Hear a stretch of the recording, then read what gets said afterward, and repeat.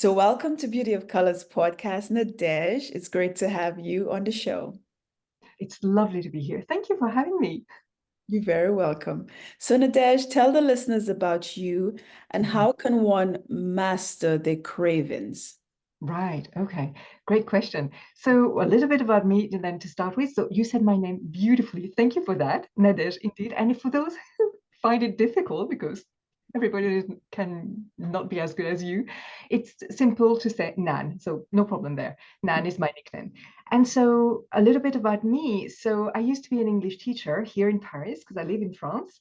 And I was experiencing a lot of stress. And whenever I had an opportunity, I would eat a huge amount of food just to feel better, or so I thought. And it means that I would have, for instance, a big hamburger with fries, and then followed by lots of chocolate, because I love chocolate. And I would feel bloated, I would feel awful, I would feel guilty, ashamed of my behavior. Of course, I gained weight and I felt terrible physically too. So I was really miserable and I didn't know what to do about it, but I wanted to change. And I found the solution when I got to know about coaching.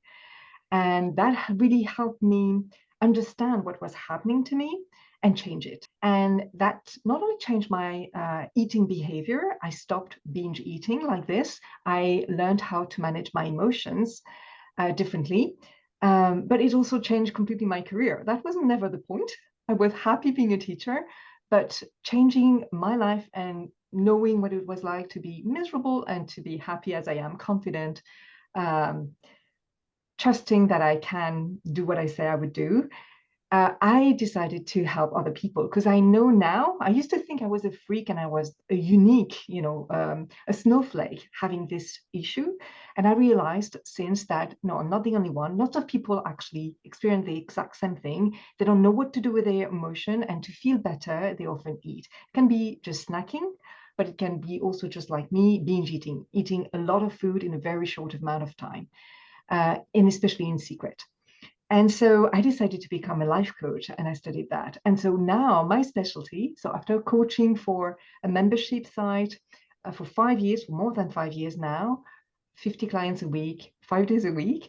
Now I'm yeah, I'm setting up my own business. I'm launching my own business. And my specialty, of course, is to take people through the same journey I've been on, which is, as you said, to master their own cravings.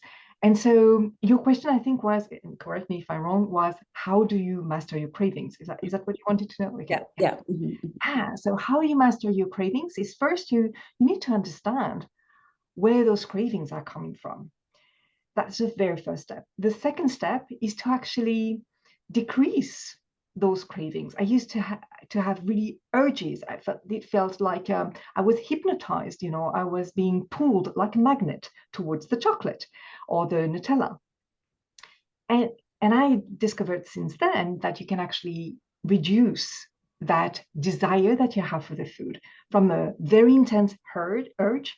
It's now become just a very mild, subtle, yeah, desire. I guess just oh, I'm noticing I wouldn't mind having a little piece of chocolate just now. So it's completely changed.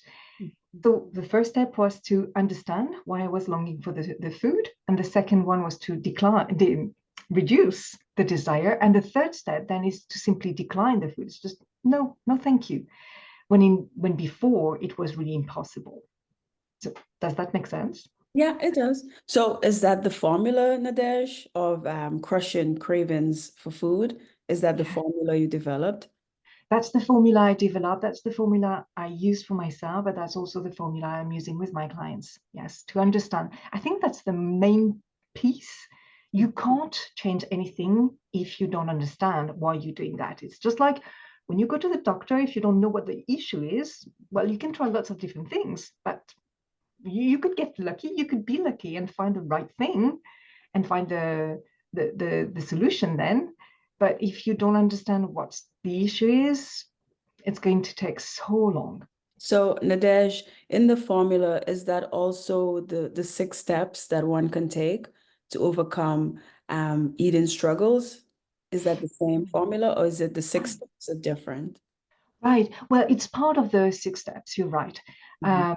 Because actually, to understand why you have cravings, you need to understand what's a craving. And it can be very easy. I don't know if you've ever experienced that, but it can be very easy to have a craving, but kind of wonder, is it a craving? Is it not? And to kind of negotiate with yourself and think, yeah, well, I didn't really plan the chocolate, but it's not a craving. It's okay. I deserve it. It's okay if I have it. It doesn't really matter. So you have this negotiation in your brain, this debate, and it, you don't really know if it's a craving that you can change or not. So that's why, yes, I have those 3 other steps, which are to actually plan the food you're going to have Mhm. during the day or the next day if you do it in the evening. And some people have a diet. They follow a diet like keto diet, macro diet, Weight Watcher. It doesn't matter. It's this idea that you know in advance Mhm. what you're going to have. And that actually simplifies your life, first of all, because you don't have to think in the moment, before. So you can shop before and you can prepare before if you want to, so that in the moment, all you have to do is eat. Right? Mhm. And that's the second step. So you plan your food, you plan what you're going to have, you have your diet in advance, and then that's the second step, you simply execute, you eat the food. And of Mhm. course, you're going to eat the food, perhaps that's on your plan, but also perhaps food that are not on your plan. And it's okay. I mean, we've never started anything by knowing already what to do. There's a learning curve to everything we do. We speak English, you and I right now. We were not born knowing exactly what to say, how to say it, and so on. So it's exactly the same for whatever we try to do. So of course we can plan our food, and then in the moment when we want to eat what we decided to eat, we can decide, oh yeah, but I'm going to add this instead, or I'm going to have more of this.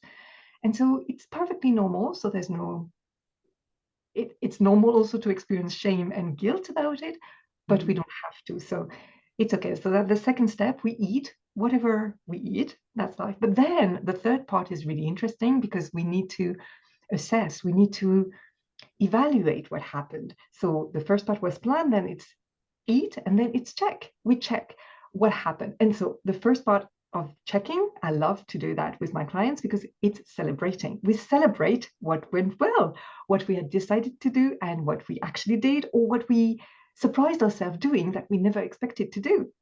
Like we had this craving for, again, maybe chocolate or pizza. And we decided, well, no, not today. And we can celebrate that because you can be super proud of yourself for doing that. And then when things didn't go according to plan, again, no problem. It's perfectly normal. And we investigate. And that's where we actually use those 3 steps I told you about, which are to understand, okay, what was happening? Well, my partner brought pizza at home. Okay. But that was not part of my plan. So what happened that made me actually eat the pizza? What was the emotion maybe that I felt that led me to eat the pizza? And maybe also, was there an emotion that I didn't want to feel? Like maybe I didn't want to feel excluded, or I didn't want to feel deprived, or I didn't want to feel frustrated.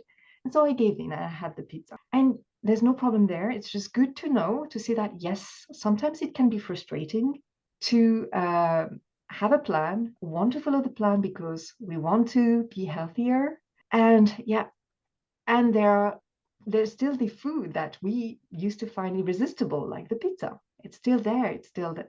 And so we have to make a choice. And we may want to feel the frustration of not having the pizza instead of feeling the frustration of having the pizza, but then not getting to our goals, whether it's weight loss or reducing medication or reducing inflammation or something like that. So Nadege, where can the listeners get in touch with you? Do you have any speaking engagements?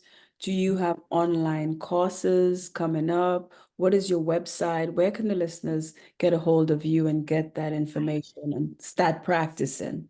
Yes, thank you. Thank you for that question. So I don't have a lot of speaking engagement, but that's my goal. I'd love to appear on virtual summits and share what I know, what's been working for me and my clients.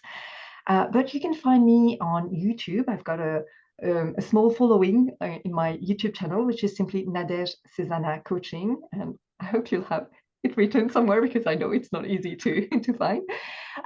You can also follow me on Instagram, where then I use my nickname because it's so much easier to write, which is nan.cezanna.coaching, where I share what I experience, tips and tricks to help you stick to your diets and crush your cravings, get rid of those cravings for good, so that then it's easy to never worry about your weight again, to tackle your health issues easily.